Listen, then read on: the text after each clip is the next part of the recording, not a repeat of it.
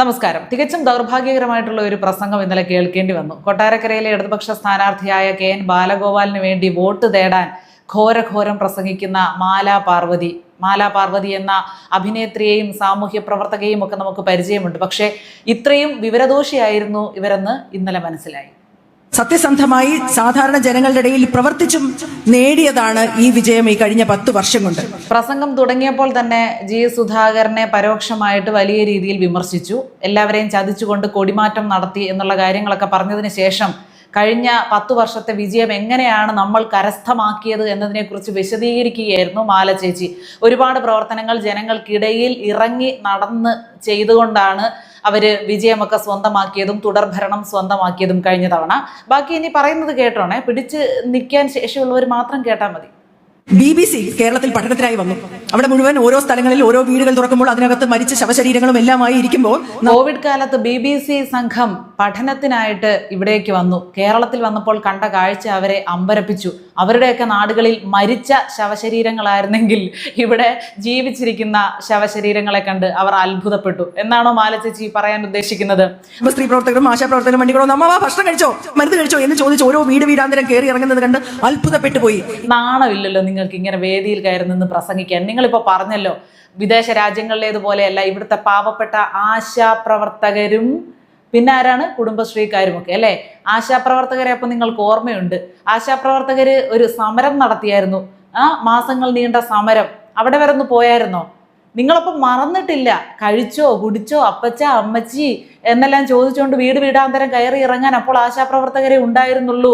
നിസാര പണത്തിന് സ്വന്തം ആരോഗ്യവും സ്വന്തം ജീവനും പോലും വകവയ്ക്കാതെ ആ സമയത്ത് അവർ പ്രയത്നിച്ചായിരുന്നു. അവരൊരുപാട് ജോലി ചെയ്തു എന്ന് നിങ്ങൾക്ക് ഓർമ്മയുണ്ട് അല്ലേ?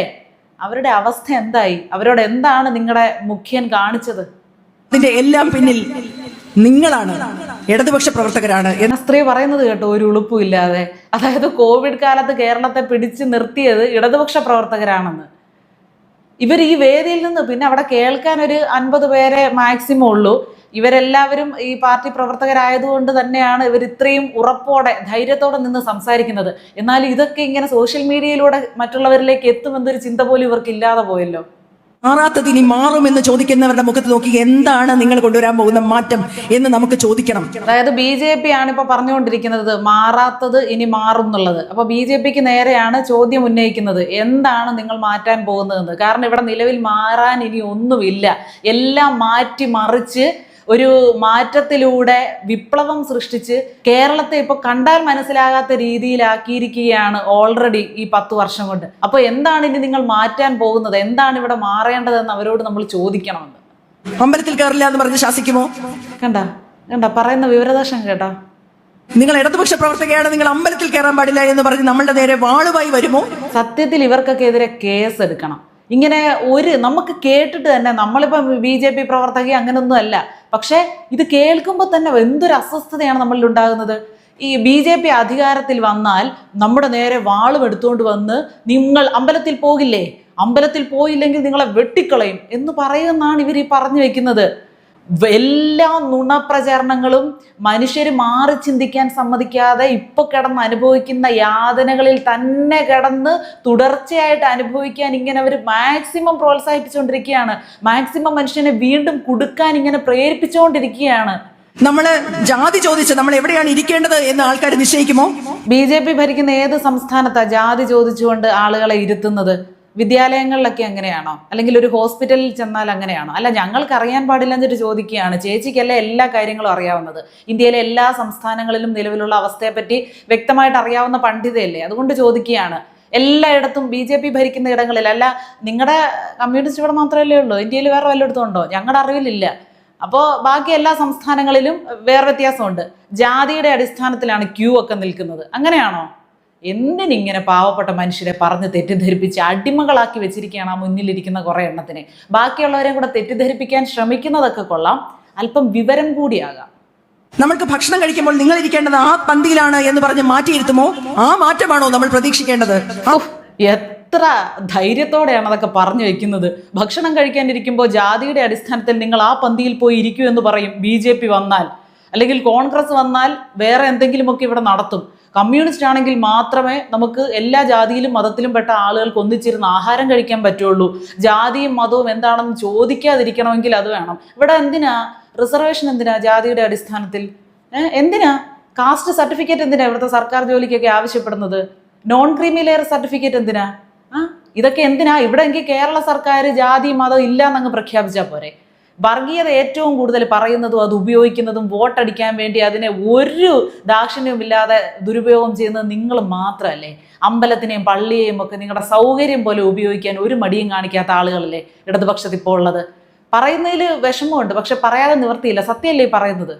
മാറാത്തത് എന്താണ് കേരളത്തിൽ മാറേണ്ടത്? കേരളത്തിലെ ജനങ്ങൾ അനുഭവിക്കുന്ന യാതനകൾ മാറണ്ട, ഇവിടെ നടക്കുന്ന കൊള്ള മാറണ്ട, അഴിമതി മാറണ്ട, ആരോഗ്യരംഗത്തെ ശോചനീയാവസ്ഥ മാറണ്ട, വിദ്യാഭ്യാസ മന്ത്രി മുതൽ നീളുന്ന വിദ്യാഭ്യാസ നിലവാരമില്ലായ്മ അതിവിടെ മാറണ്ട, ലഹരിയും ഗുണ്ടായുസവും ഒന്നും ഇവിടെ മാറണ്ട, സ്ത്രീകളും കുട്ടികളും ഇപ്പോഴും നേരിട്ടുകൊണ്ടിരിക്കുന്ന ആക്രമണങ്ങൾ ഇവിടെ മാറണ്ട. ഇതൊക്കെ പറഞ്ഞു മടുത്തു. നിങ്ങൾ കണ്ണു തുറന്ന് നോക്കിയിട്ട് ഇവിടെ ഇനി മാറാനൊന്നും ഇല്ലേ? അവരുടെ ഭരിക്കുന്ന നാടുകളിലെ എല്ലാം തൊഴിലാളികൾ ഇന്ന് കേരളത്തിൽ വന്ന് ജോലി ചെയ്യുന്നത് എന്തുകൊണ്ടാണ് എന്ന് നമുക്ക് ചോദിക്കണം. അതാണ് പോയിന്റ്. എന്തുകൊണ്ടാണ് അവിടെ ഉള്ളവർ ഇവിടെ വന്ന് ജോലി ചെയ്യുന്നത്? ഇവിടെ ഉള്ളവരൊക്കെ എവിടെ പോയി? ഇവിടെയുള്ള കുട്ടികൾ എവിടെ പോയി? ഡിഗ്രിക്കൊന്നും ചേരാൻ ഇവിടെ കുട്ടികളില്ലാതെ സീറ്റുകൾ ഒഴിഞ്ഞു കിടക്കുകയാണല്ലോ. ഉന്നത വിദ്യാഭ്യാസത്തിന് ഒരു പ്രത്യേക മന്ത്രി ഏർപ്പാടാക്കിയിട്ടുണ്ട്. ഇവിടെ എന്തെടുത്തിട്ട് മറിച്ചെന്നാ പറയുന്നത്? കുട്ടികൾ അവരുടെ സ്വന്തം കഴിവിനനുസരിച്ച് +2 വരെയോ ഒക്കെ പഠിച്ചതിന് ശേഷം അവർ നാട് വിട്ട് ഓടുകയാണ് ഇവിടുന്ന്. ഇവിടെ ജീവിക്കാൻ അവർക്ക് ഇഷ്ടമില്ല. കഴിഞ്ഞ തലമുറയിൽപ്പെട്ട ആളുകളാണെങ്കിലും വേറൊരു നിവൃത്തിയില്ലാത്തത് കൊണ്ട് ഇവിടെ തുടരുകയാണ്. അല്ലാത്ത ആളുകളെല്ലാം ഇവിടം വിട്ട് ഓടുകയാണ്. എന്തുകൊണ്ട്? തൊഴിലില്ലായ്മ ഏറ്റവും കൂടുതൽ ഈ രാജ്യത്തുള്ള സംസ്ഥാനം കേരളമാണ്. എങ്ങനെ സംഭവിച്ചു? എന്നിട്ട് അവിടുന്ന് ഇവിടുന്ന് ഒക്കെ ബീഹാറിൽ നിന്നും ബംഗാളിൽ നിന്നൊക്കെ വരുന്ന പൊറോട്ടയടിക്കാരെയും മൈക്കാട് പണിക്കാരെയും കാണിച്ചിട്ട് അവരെന്തുകൊണ്ട് ഇവിടെ വരുന്നു? അവിടെ വികസനം ഇല്ലാഞ്ഞിട്ടാണെന്ന്. ഇവിടുന്ന് എന്തുകൊണ്ട് ആളുകൾ, പ്രവാസികൾ എന്തുകൊണ്ട് കൂടുതലാകുന്നു? മലയാളികൾ എന്തുകൊണ്ട് ഗൾഫ് രാജ്യങ്ങളിലേക്ക് അമേരിക്കയിലേക്ക് ഓടിപ്പോകുന്നത് മനുഷ്യര്? എന്തുകൊണ്ട്? നമ്മുടെ മാറ്റം വികസനത്തിലേക്കുള്ള മാറ്റമാണ്, മനുഷ്യരുടെ ഒരുമയിലേക്കുള്ള മാറ്റമാണ്, സ്നേഹത്തിലേക്കുള്ള മാറ്റമാണ്. അയ്യോ, ഒരുമയും സ്നേഹത്തെയും പറ്റിയൊന്നും പറയരുതേ. വികസനം പിന്നെ പാലങ്ങളിലും കെട്ടിടങ്ങളിലും ആണല്ലോ നമ്മൾ കാണുന്നത്. അതിന് കടമെടുത്ത എത്ര കോടിയാണെന്ന് ചോദിച്ചാൽ അന്നേരം കറങ്ങി നിങ്ങൾ തൊട്ടുള്ളവർ വീഴും. അതവിടെ നിൽക്കട്ടെ. ഒരുമയും സ്നേഹത്തെയും കുറിച്ച് മുഖ്യമന്ത്രിയെ കൊണ്ട് പ്രസംഗിപ്പിക്കുമായിരുന്നെങ്കിൽ കുറച്ചുകൂടി ഒരു ഇമ്പം ഉണ്ടാവുമായിരുന്നു കേൾക്കാൻ, കേട്ടോ. ഒരു മനുഷ്യൻ എന്തെങ്കിലും ഒരു കാര്യം സംസാരിക്കാൻ അടുത്തേക്ക് ചെല്ലുമ്പോൾ അയാൾ മനുഷ്യനാണ് എന്ന പരിഗണന നൽകി അയാളോട് പെരുമാറുക എന്നുള്ളത് സ്നേഹത്തിന്റെ ഏറ്റവും ബേസിക് ആയിട്ടുള്ള ഒരു കാര്യമാണ്. അതുപോലും ഇല്ലാത്ത ആളുകൾ സ്നേഹത്തിന്റെ കാര്യത്തെ പറ്റി വാചാലരായാലോ. ഇവിടെ കടുകുമണി പോലെ ഉള്ള പ്രശ്നങ്ങളെ ഊതിപ്പെരുപ്പിച്ച്, കടുകുമണിയായിരുന്നു കേട്ടോ ശബരിമലയിലെ കിലോ കണക്കിന് സ്വർണം കൊള്ള നടത്തിയത്. കടുകുമണിയുടെ വലിപ്പത്തിലുള്ള പ്രശ്നമായിരുന്നു ആരോഗ്യരംഗത്ത് നമ്മൾ കണ്ടതെല്ലാം. ഈ കഴിഞ്ഞ 5 വർഷം കൊണ്ട് കെട്ടിടം ഇടിഞ്ഞു വീണതും രോഗികളുടെ വയറ്റിൽ കത്രികയും പഞ്ഞിയും കത്തിയെല്ലാം തിരികിയതും എല്ലാം കടുകുമണിയുടെ വലിപ്പത്തിലുള്ള പ്രശ്നങ്ങളായിരുന്നു. ആർക്ക്? നിങ്ങൾക്ക് ഇതൊക്കെ കടുകുമണിയുടെ വലിപ്പത്തിലുള്ള പ്രശ്നമായിരിക്കും. ഇതിൽ അനുഭവിക്കുന്ന ജനങ്ങളുണ്ടല്ലോ, അതായത് നിങ്ങളൊക്കെ AC കാറിൽ നിന്നും AC റൂമിലേക്ക് കയറി ലാവിഷായിട്ട് ജീവിക്കുന്നു. നിങ്ങൾക്കൊന്നും ബൂർഷ്വാ ജീവിത രീതി ഇഷ്ടമില്ലാത്തതുകൊണ്ട് ഇങ്ങനെയുള്ള സാധാരണ ജീവിതമാണല്ലോ നയിക്കുന്നത്. പക്ഷെ ജനങ്ങൾ അനുഭവിക്കുന്ന ഒരു യാതന നിറഞ്ഞ ബൂർഷ്വാ ജീവിതമുണ്ട്. ഈ വേനലായാലും മഴയായാലും മണ്ണിൽ കഷ്ടപ്പെട്ട് ചില്ലറ സാധനങ്ങൾക്ക് തുടങ്ങി എല്ലാ കാര്യങ്ങൾക്കും നിങ്ങൾക്കും കേന്ദ്ര സർക്കാരിനും എല്ലാം ടാക്സും തന്ന് ജീവിച്ചു പോകുന്ന ഒരു സർവ്വസാധാരണക്കാരുണ്ട്. അവർ ചിലപ്പോൾ സർക്കാർ ആശുപത്രിയിലൊക്കെ ചെന്ന് ക്യൂ നിൽക്കേണ്ടി വരും. അപ്പോൾ ചിലപ്പോൾ കെട്ടിടം ഇടിഞ്ഞു വീണാൽ അവർക്ക് മരണം സംഭവിച്ചെന്ന് വരും. അവരുടെ കുടുംബത്തിനുണ്ടാകുന്ന നഷ്ടം കടുകുമണിയുടെ വലിപ്പമുള്ളതല്ല. ശബരിമലയിൽ വ്രതമെടുത്തു പോകുന്ന വിശ്വാസിയുടെ വേദന കടുകുമണിയുടെ വലിപ്പമുള്ളതല്ല. കറണ്ടിനും വെള്ളത്തിനും തുടങ്ങി സകലതിനും വില കൂട്ടി, വിലക്കയറ്റം കൊണ്ട് പൊറുതിമുട്ടി. അതിനെ തടഞ്ഞു നിർത്താൻ വേണ്ടി കേരള സർക്കാർ എന്താ ചെയ്തത്? കേന്ദ്ര സർക്കാർ ഇട്ട് പീഡിപ്പിക്കുകയാണെന്ന് പറയുന്നു. ഇവിടുത്തെ സ്റ്റേറ്റ് ഗവൺമെന്റ് എന്താ ചെയ്തത്? ലോകത്തുണ്ടാകുന്ന ഒരു ദുരന്തവും കേരളത്തെ ബാധിക്കില്ല, അതിന് പറ്റിയ ഒരു ക്യാപ്റ്റനാണ് ഇവിടെ ഉള്ളതെന്ന് പറയുന്നു. ഗ്യാസിന്റെ ക്ഷാമം ഇവിടെ ബാധിച്ചിട്ടില്ലേ? പെട്രോളിന്റെയും ഡീസലിന്റെയും ഒക്കെ വില കൂടിക്കൊണ്ടിരിക്കുന്നു. അതിന്റെ ബുദ്ധിമുട്ട് ഇവിടെ അനുഭവിക്കുന്നില്ലേ? ഇന്ധന സെസ് ആരാണ് ഇവിടുന്ന് വാങ്ങിച്ച് വിഴുങ്ങിയത്? ഭയങ്കരമായ തമാശയാണ് പ്രതിപക്ഷ നേതാവ് എന്ന് പറഞ്ഞാലും. അപ്പോൾ അദ്ദേഹം സംസാരിക്കട്ടെ, നമുക്ക് ചിരിക്കാൻ ഒരുപാട് കാര്യങ്ങൾ കിട്ടുന്നുണ്ട്. അതെ, കേരളത്തിലെ പ്രശ്നങ്ങൾ പ്രതിപക്ഷ നേതാവ് ചൂണ്ടിക്കാട്ടിയാൽ അല്ലെങ്കിൽ ആര് ചൂണ്ടിക്കാട്ടിയാലും നിങ്ങളെപ്പോലെ ഇതൊന്നും ബാധകമല്ലാത്ത ആളുകൾക്ക് ചിരി വരും. നിങ്ങൾ ചിരിച്ചോ? ഈ ചിരി ജനങ്ങൾ കാണുന്നുണ്ട്. പലരുടെയും കൊലച്ചിരികൾ ജനങ്ങൾ കാണുന്നുണ്ട്. അതനുസരിച്ചാണ് കാര്യങ്ങളുടെ പോക്ക്. ആ കാര്യങ്ങളുടെ പോക്ക് കണ്ട് നിങ്ങൾക്ക് തന്നെ ഒരു വെപ്രാളം തുടങ്ങിയിട്ടുണ്ട്. ഇങ്ങനെ പോയാൽ എങ്ങനെയാകും? അതിനെ മാറ്റിമറിക്കാൻ വേണ്ടിയുള്ള ശ്രമമാണ് നിങ്ങളുടെ ഈ വിവരദോഷം പ്രസംഗിക്കൽ എന്നൊക്കെ അറിയാം. ഒരു പ്രയോജനമില്ല. മല പോലെ മന്തുള്ള മച്ചുരൻ പറയുന്നു അളിയന്റെ വിരലിലെ ചൊറി എത്ര ഭീകരം എന്നാണ് എനിക്ക് ഇവർ പറയുന്നത് കേൾക്കുമ്പോൾ തോന്നുന്നത്. ഓ, മല പോലെ മന്തുള്ള മച്ചുനൻ ചൊല്ലുന്നു അളിയന്റെ വിരലിലെ ചൊറി എത്ര ഭീകരം. അപ്പം മന്തുള്ളവൻ വിരലിലെ ചൊറിയെ കുറ്റം പറയുന്നു. വലിയ വലിയ കുറ്റങ്ങളുള്ളവൻ മറ്റുള്ളവന്റെ നിസാര കുറ്റത്തെ ചൂണ്ടിക്കാട്ടി കുറ്റം പറയുന്നു എന്നുള്ളതാണ് പറയുന്നത്. ഈ വിരലിലെ ഒരു ചെറിയ ചൊറിയായിരുന്നെങ്കിൽ പിന്നെ സഹിക്കായിരുന്നു. അപ്പം ഞങ്ങളെ കൊണ്ട് പറയിപ്പിക്കാതിരുന്ന, നിങ്ങൾ ഇത്തരം പ്രസംഗങ്ങൾ നടത്താതിരുന്നാൽ ചിലപ്പോൾ 1-2 വോട്ട് നിങ്ങൾക്ക് കിട്ടും. മല പോലെ മന്തുള്ള മച്ചുരൻ ചൊല്ലുന്നു അളിയന്റെ വിരലിലെ ചൊറി എത്ര ഭീകരമയ്യോ. മൊത്തത്തിൽ ചൊറി ബാധിച്ചിരിക്കുകയാണ്. എന്നിട്ട് ആ ചൊറി ഒളിപ്പിച്ചു വെക്കാനുള്ള ശ്രമത്തിന്റെ ഭാഗമായിട്ടാണ് നിങ്ങൾ ഇത്തരം പ്രഹസനങ്ങൾ ഉൾപ്പെടെ കാട്ടിക്കൂട്ടുന്നത്. ഈ ചൊറി മൊത്തത്തിൽ ചൊറി പിടിച്ചിരിക്കുന്ന ആള് മന്ത് അല്ലേ നിന്റെ ശരീരത്തിലുള്ളത്, അതുകൊണ്ട് ഈ ചൊറി ഞാനങ്ങ് സഹിച്ചോളാം എന്ന് വിചാരിക്കുന്നതിന്റെ യുക്തി എന്താണ്? ചൊറി സഹിക്കണോ? ചൊറിയുടെ ബുദ്ധിമുട്ട് സഹിക്കണമല്ലോ. മന്തുള്ള ആളുടെ ബുദ്ധിമുട്ടിനെ നിങ്ങൾ കുറ്റപ്പെടുത്തുന്നതിന്റെ കൂടെ തന്നെ നിങ്ങളുടെ രോഗാവസ്ഥയെ നിങ്ങൾ കുറച്ച് കാണുന്നത് എന്തുകൊണ്ടാ? അല്ലെങ്കിൽ രോഗമുണ്ട് എന്ന് നിങ്ങൾ സമ്മതിക്കുന്നുണ്ടല്ലോ. ചെറിയ ചെറിയ കാര്യങ്ങൾ ഇടതുപക്ഷത്ത് നടക്കുമ്പോഴും അതിനെ റീലാക്കിയും പ്രവർത്തിച്ചു പോകും. അവരങ്ങനെ ചെയ്തതുകൊണ്ട് ഇടതുപക്ഷ പ്രസ്ഥാനം പോയി. എത്ര നിസ്സാരമായിട്ടാണ് ഈ സ്ത്രീ പറയുന്നത്. ചെറിയ ചെറിയ കാര്യങ്ങൾ ഇടതുപക്ഷത്ത് നിന്നുണ്ടാകുമ്പോൾ ഇതൊക്കെ കൊണ്ട് തന്നെ, ഈ ചെറിയ ചെറിയ കാര്യങ്ങളൊക്കെ ഉള്ളത് കൊണ്ട് തന്നെ ഇടതുപക്ഷത്ത് നിന്ന് തന്നെ ആളുകൾ കൊടി മാറി പോകുന്നത്. അവർ പോകുമ്പോൾ നിന്ന് മോങ്ങിയിട്ട് കാര്യമില്ല. നിങ്ങളുടെ കയ്യിലിരിപ്പ് തന്നെയാണ് നിങ്ങളുടെ വിന. ആറ്റുകാൽ പൊങ്കാല നടക്കുന്നവർക്കറിയാം, സ്ത്രീകളുടെ മഹാ ഉത്സവമാണ്. അവിടെ നടന്നു കഴിഞ്ഞാൽ നിമിഷ നേരം കൊണ്ടാണ് അത് മുഴുവൻ ശുദ്ധിയാക്കുന്നത്, വൃത്തിയാക്കുന്നത്. എല്ലാവരും വിശ്വസിച്ചോണം കേട്ടോ. ആറ്റുകാൽ പൊങ്കാല എന്ന് വെച്ചാൽ എത്ര കിലോമീറ്റർ ആണ് എന്നുള്ളത് എല്ലാവർക്കും അറിയാലോ. ഈ പൊങ്കാല അടുപ്പുകൾ കാണപ്പെടുന്നത് നിമിഷ നേരം കൊണ്ടാണ് എല്ലാ വർഷവും അത് വൃത്തിയാക്കിക്കൊണ്ടിരുന്നത്. വിശ്വസിച്ചു ചേച്ചി, ബാക്കിന് പറ. ശിവൻകുട്ടി സാവുമായിട്ടാണ് നമ്മുടെ തിരുവനന്തപുരത്തെ മേയർ സംവാദത്തിനൊരുങ്ങിയത്. വല്ല രക്ഷയുള്ള കാര്യമാണോ? ഒരു രക്ഷയില്ല. ശിവൻകുട്ടി അദ്ദേഹത്തിനോടൊക്കെ സംസാരിച്ച് ജയിക്കാൻ മാത്രം പാണ്ഡിത്യമുള്ള ആരെങ്കിലും കേരളത്തിൽ ഇന്നുണ്ടോ? ഇല്ല. അത് ഭയങ്കര രസമുണ്ടായിരുന്നു കേട്ടോ ചേച്ചി. അല്ല, ശിവൻകുട്ടി അദ്ദേഹം പറഞ്ഞു ഇവിടെ വൃത്തിയായില്ല എന്നല്ലേ പറഞ്ഞു വരുന്നത് പൊങ്കാലയ്ക്ക് ശേഷം. ശിവൻകുട്ടി അദ്ദേഹം അവിടെ സ്ത്രീകളുടെ ഇടയിൽ നിന്ന് അവരെ കൊണ്ട് വൃത്തിയാക്കിപ്പിക്കുന്നതിന്റെ റീലൊക്കെ ഇപ്പോഴും ഫേസ്ബുക്കിലുണ്ടല്ലോ, അദ്ദേഹത്തിന്റെ ഒഫീഷ്യൽ പേജിൽ പങ്കുവച്ചിട്ടുണ്ടല്ലോ. അപ്പൊ അദ്ദേഹം നേരിട്ട് മേൽനോട്ടം വഹിച്ചിട്ടും വൃത്തിയായില്ലേ? അപ്പൊ അത് ആരുടെ കഴിവുകേടാ?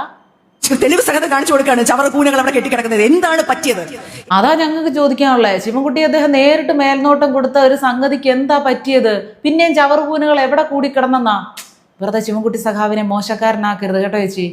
ഏറ്റവും സങ്കുചിതരായ ഞങ്ങൾ ഞങ്ങൾ ഞങ്ങൾ ഞങ്ങൾ ഞങ്ങൾ ഞങ്ങൾ ഞങ്ങൾ ഞങ്ങൾ അത് തന്നെ, ഞങ്ങൾ ഞങ്ങൾ ഞങ്ങൾ എല്ലാം ഞങ്ങൾക്ക് കൈയിട്ട് വരുന്നത് സകലതും ഞങ്ങളുടെ കുടുംബത്തിലേക്ക്, ഞങ്ങളുടെ മക്കൾക്ക്, ഞങ്ങളുടെ അടുത്ത തലമുറയ്ക്ക്, ഞങ്ങൾക്ക് വിഴുങ്ങാൻ. ഇത് തന്നെ പ്രശ്നം. ചുരുക്കി ചുരുക്കി കേരളത്തിനെ ഏറ്റവും ഇല്ലായ്മയിലേക്ക് കൊണ്ടുപോകാൻ പോകുന്ന മാറ്റം നമുക്ക് വേണോ? അയ്യോ വേണ്ട. അതെന്തൊരു ചോദ്യ? അങ്ങനെ ചുരുക്കി ചുരുക്കി ചുരുക്കി ചുരുക്കി ഒരു പ്രസ്ഥാനത്തെ ഒരാളിലേക്ക് ചുരുക്കിയല്ലേ ഈ പരുവത്തിൽ തരി എത്തിയത്. വേണോ? എനിക്ക് കേൾക്കാൻ വയ്യ. നല്ലപോലെ ഓർക്കെ പറ. ശബ്ദം വരത്തില്ല. എന്തെങ്കിലും കുറ്റം പറയാനുണ്ടോ? കുറ്റമൊന്നും പറയാനില്ല. ഒരു മാറ്റമൊക്കെ ആവാൻ 10 വർഷമായില്ലേ എന്നൊരാള്. മറ്റൊരു പറയുന്നത് മാറാത്തത് ഇനി മാറുന്നു. എന്താണ് മാറേണ്ടത്? അയ്യോ, കുറ്റമറ്റതിനെ ആരും ഇനി കുറ്റപ്പെടുത്തരുതേ. ഇങ്ങനെ കുറ്റമറ്റ ഒരു ഭരണത്തെ വേറെ ഒരു രാജ്യത്തും എങ്ങും കാണാൻ പറ്റത്തില്ല ചേച്ചി. കുറ്റം പറയാനൊന്നും ഇല്ലാത്തത് കൊണ്ടാണല്ലേ ആളുകൾ ഇതൊക്കെ ഉണ്ടാക്കിയെടുക്കുന്നത്. അന്തരീക്ഷത്തിൽ നിന്ന് ഇങ്ങനെ ഉണ്ടാക്കിയെടുക്കുന്ന പ്രശ്നങ്ങളല്ലേ ഈ മാധ്യമങ്ങളിലൂടെ ആളുകൾ അറിയുന്നത് മുഴുവൻ. പിന്നെ ഇവരൊക്കെ നേരിട്ട് നാട്ടുകാരോട് കാണിക്കുന്ന ധാർഷ്ട്യമൊക്കെ AI ഉപയോഗിച്ചുണ്ടാകുന്നത് അല്ലേ. ഇവിടെ ഒന്നും മാറണ്ട ചേച്ചി, എൻ്റെ പൊന്നു ചേച്ചി, ഇവിടെ ഒന്നും മാറണ്ട. ഇവിടുത്തെ റോഡാണോ മാറേണ്ടത്? വിദ്യാഭ്യാസമാണോ മാറേണ്ടത്? ആരോഗ്യമാണോ മാറേണ്ടത്? ഇവിടുത്തെ റോഡും മാറണ്ട, വിദ്യാഭ്യാസവും മാറണ്ട, ആരോഗ്യവും മാറണ്ട. കാരണം ഇതിനെയൊന്നും ആശ്രയിക്കാത്ത ആളുകളല്ലേ ഇവിടെ ഭരണത്തിലുള്ളത്. ഇവിടെയുള്ള VIP-കളെല്ലാം അമേരിക്കയിലോട്ട് പറഞ്ഞാണല്ലോ അവരുടെയൊക്കെ മക്കളുടെയും അവരുടെയും ഒക്കെ ആരോഗ്യവും വിദ്യാഭ്യാസവും ഒക്കെ സാധിച്ചെടുത്ത് തിരിച്ചു വരുന്നത്. പിന്നെ ഇവിടെ കിടന്ന് എഴയുന്ന സാധാരണക്കാരുടെ കാര്യമല്ലേ. ഒന്നും മാറ്റണ്ട, അങ്ങനെ തന്നെ വെച്ചേരും. ചാനലുകളുടെ വർത്തമാനങ്ങളുമല്ല പ്രതിപക്ഷത്തിന് അജണ്ടയാണ്. കാരണം അവർ പണം വാങ്ങിയിരിക്കുന്നത് ഫാർമ കമ്പനികളിൽ നിന്നാണ്. അത് ശരി. ആരോഗ്യരംഗത്തെ ഇപ്പൊ കുറ്റപ്പെടുത്തുന്ന ആളുകള് വലിയ വലിയ മരുന്ന് കമ്പനികളിൽ നിന്ന് പൈസ പറ്റിയിട്ടാണല്ലേ. അവരുടെ നിന്ന് പൈസ വാങ്ങിച്ചുകൊണ്ട് പ്രതിപക്ഷ പാർട്ടികൾ മനഃപൂർവ്വം ഉണ്ടാക്കുന്നതായി ഈ പെടലിക്കഥയൊക്കെ. അപ്പൊ ഞങ്ങൾ കണ്ടതൊക്കെ എന്തുവായിരുന്നു. എന്നാലും പ്രതിപക്ഷ പാർട്ടികൾ ഇങ്ങനെയൊക്കെ ഒരാളെ കൊണ്ട് കഴുത്തുളുക്ക് നാടകമൊക്കെ അഭിനയിപ്പിക്കാവോ സ്വന്തം നേട്ടത്തിന് വേണ്ടി? എന്തുവാ ചേച്ചി പറഞ്ഞു തരുന്നേ? ഏറ്റവും ദരിദ്രന് കൊടുക്കണം, ശബ്ദമില്ലാത്തവന് കൊടുക്കണം എന്ന വാത്സല്യത്തോടെ കരുതലോടെ, പണത്തിനെ ഒരു കണക്കായിട്ടല്ല മനുഷ്യരുടെ മുഖവും അവസ്ഥയുമായി കണ്ട് പിരിച്ച് ഓരോരുത്തർക്ക് അന്നം കൊടുത്ത ഒരു മനുഷ്യന്റെ നാടാണ് കൊട്ടാരക്കര. അയ്യോ കരയല്ലേ ചേച്ചി, പൊട്ടി കരഞ്ഞു പോകരുതേ. ബാലഗോപാലണ്ണനെ പുകഴ്ത്തുന്നതാണ് നമ്മൾ ഈ കേൾക്കുന്നത്. ഒരമ്മയെ പോലെ, ഒരമ്മയുടെ കരുതലോടുകൂടി, പണത്തിന് വെറും കണക്കായിട്ടല്ല, ഓരോരുത്തരുടെ ആവശ്യവും മുഖവുമായിട്ട് പരിഗണിച്ച് എല്ലാവർക്കും കൃത്യമായിട്ട് വീതിച്ച് വീട്ടിൽ കൊണ്ടവരുടെ അലമാരെ പൈസ എണ്ണി വെക്കുന്ന ആളാണ് നമ്മുടെ ബാലഗോപാലൻ ചോട്ടൻ. അതുകൊണ്ട് എല്ലാവരും നിങ്ങളുടെ വോട്ട് കൊടുക്കണേ.